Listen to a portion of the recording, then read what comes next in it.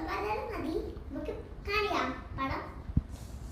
ഇതാണ് ഞാൻ കഷ്ടപ്പെട്ട് ഇതുകൊണ്ട് ഇതുകൊണ്ട് വരച്ചതാണ്. ഇങ്ങനെ വെച്ചു.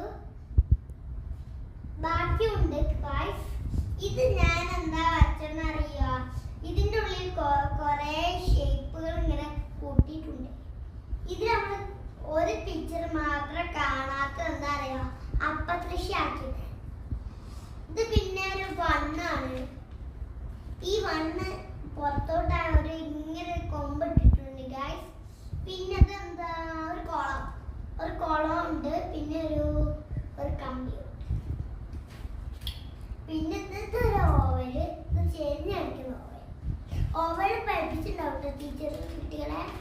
നമുക്ക് പിന്നെ നമുക്ക് ഇത് പിന്നെ എന്തുകൊണ്ടാ വരയ്ക്കുന്നത് നിങ്ങൾക്ക് അറിയണ്ടേ?